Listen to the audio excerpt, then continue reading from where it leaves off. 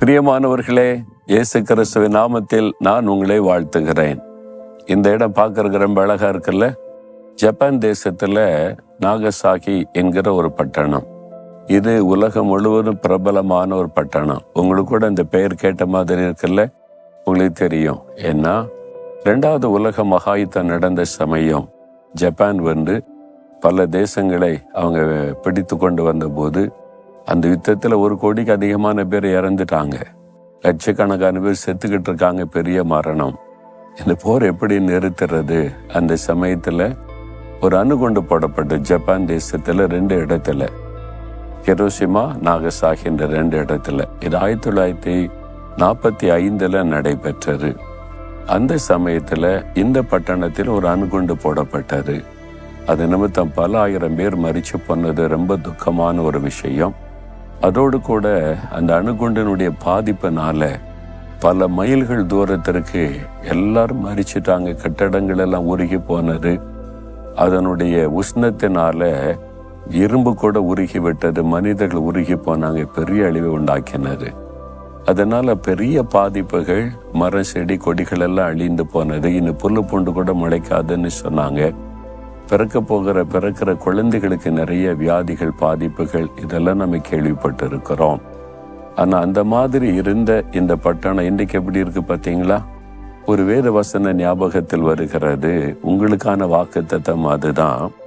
எரேமியா 30:17.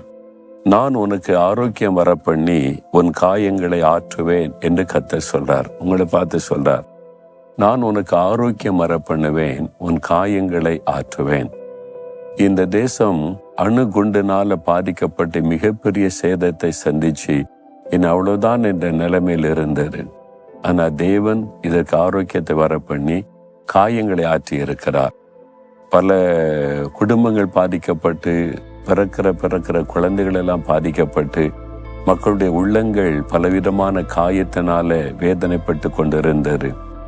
ஆண்டவர் இன்றைக்கு அந்த காயங்களை எல்லாம் மாற்றி, அந்த குண்டுனால பாதிப்பு ஏற்பட்ட அடையாளமே இல்லாதபடி, இப்ப பாருங்க, எங்க பார்த்தாலும் பச்சை பசேர் என்ற மரங்கள், வயல்வெளிகள், செழிப்பை இங்கே பார்க்க முடிகிறது. இது 80 வருஷத்துக்கு முன்னால நடந்தது. ஆனா இப்பவும் அநேகர் அந்த காலத்துல நடந்ததையே சொல்லி, இந்த பட்டணத்துல புல்லு பூண்டு கூட முளைக்காது, ஒண்ணுமே இல்லை, எல்லாமே அவ்வளவுதான், நிறைய பேர் இன்னும் தொடர்ந்து வியாதியில பாதிக்கப்பட்டு எல்லாம் இப்படிதான் இருக்காங்கன்னு சொல்லி. ஆனா உண்மை அது வரல. இங்க வந்து பார்த்த பிறகுதான் தெரிகிறது, சூழ்நிலையை ஆண்டவர் மாற்றி இருக்கிறார்.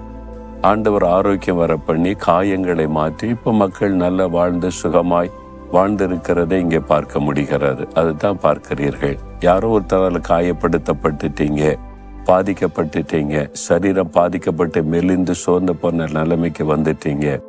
ஆண்டவர் சொல்றாரு, நான் உனக்கு ஆரோக்கியம் வர பண்ணுவேன், உன் காயங்களை ஆற்றுவேன்.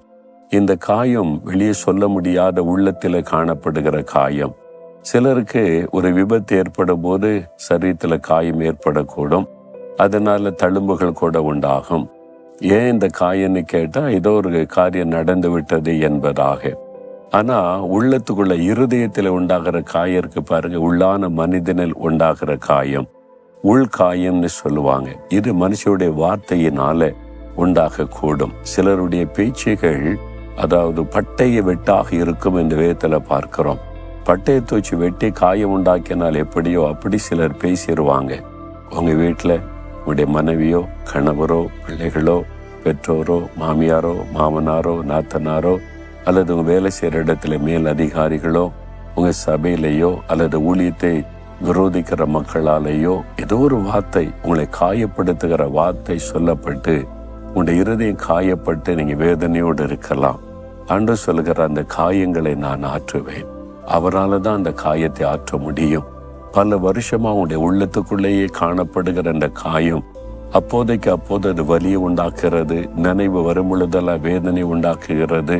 அப்படி கஷ்டப்படுறீங்கல்ல, ஆண்டவர் இயேசு சொல்லுகிறார், என் மகனே, என் மகளே, நான் உன் காயத்தை ஆற்றுவேன், நீ கலங்காதே என்று சொல்லி சிலுவையில் அவர் காயப்படுத்தப்பட்டார்.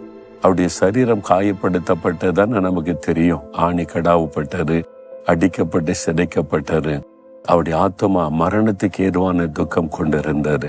அவருடைய உள்ளத்துக்குள்ள வேதனை, அபாண்டமான பழி சுமத்தப்பட்டு, பொய்யான குற்றச்சாட்டு சொல்லப்பட்டு, பரிகாசம் பண்ணப்பட்டு, அவருக்காக பேச யாருமே இல்லாத நிலைமையிலோட இருதயத்திற்குள்ள உண்டான காயம்.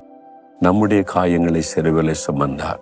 யாரிடத்திலுமே சொல்ல முடியலையே, வாய் திறந்து சொன்னாலே தப்பா தெரியுது, என்ன பண்ணுவதுன்னு உங்களுக்காகவே அழுது கொண்டு இருக்கிறீங்களா? இயேசுவால் அதை விளங்கி கொள்ள முடியும். அவர் சிலுவையிலே அந்த காயத்தை சுமந்து முடித்து விட்டார். என் மகனே, என் மகளே, கலங்காதே, நான் உனக்கு ஆரோக்கியம் வரப்பண்ணி உன் காயங்களை ஆற்றுவேன் என்று சொல்லுகிறார். ஆமா ஆண்டவரே, உள்ளத்துக்குள்ள ஒரு காயம் இருக்குது. அது பல வருஷமா என்னை வேதனைப்படுத்திக்கிட்டே இருக்கு. தூங்க முடியல, நிம்மதியா இருக்க முடியல. அதை நினைச்சால வேதனை கலங்குறீங்களா?